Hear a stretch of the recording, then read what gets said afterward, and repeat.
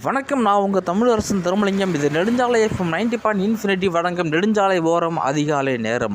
இந்த உலகத்தில் கடவுள் இருக்காரா இல்லையான்ற பேச்சு இன்னமும் ஒரு சலசலப்புக்கு இடையில இருந்துக்கிட்டு தான் இருக்குது. கடவுள் இருக்காரா இல்லையான்றதில் எனக்கு தெரியாது. ஆனால் கடவுள் தன்மை இருக்கிறது. அது எப்படின்னா, இன்னொரு உயிர் வலியை அனுபவிக்கக்கூடாது, அது துன்புறுத்தப்படக்கூடாது என்ற நோக்கத்தில் தன் உயிரை வருத்தி தன் உடலை வருத்தி வாழக்கூடிய எல்லா உயிரும் கடவுள் தன்மை தான். இப்போ நிலம், நீர், ஆகாயம், காற்று, நெருப்பு, இந்த 5 பூதங்களையும் பார்த்தோம்னா மனித சக்திக்கு கட்டுப்படாத ஒரு ஆற்றல். இந்த 5 மட்டும் கிடையாது, 6வதாகவும் ஒன்று இருக்குது. அது என்ன அப்படின்னா மனிதனின் மனம். மனிதனின் மனம் என்பது எப்படி என்றால், அது ஒரு இடத்தில் இருந்து கொண்டே இன்னொரு இடத்தில் வாழ்ந்து கொண்டு இருக்கக்கூடிய அளவிற்கு மிகவும் ஆற்றல் கொண்டது.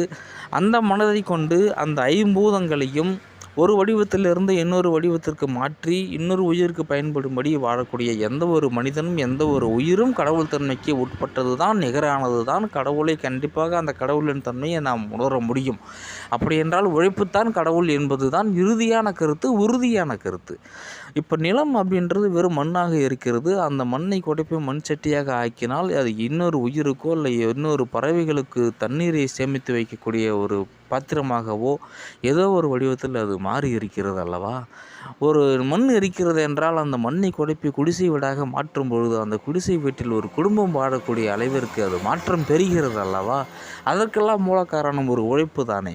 அப்போ அந்த உழைப்பைத்தானே நாம் கடவுளாக மதிக்க வேண்டும். அந்த உழைப்பாளியைத்தான் நாம் கடவுளாக மதிக்க வேண்டும். ஆக மொத்தம் நம்ம எப்படி பார்த்தோம் அப்படின்னாலுமே கடவுள் தன்மை இருக்கிறது. அது எப்படி இருக்கிறது, எந்த வடிவத்தில் இருக்கிறது என்று கேட்டால் நிச்சயமாக அது உழைப்பின் வடிவத்தில் தான் இருக்கிறது. பிற உயிர் துன்புறக்கூடாது என்ற எண்ணத்தில் அது கண்டிப்பாக இருக்கிறது.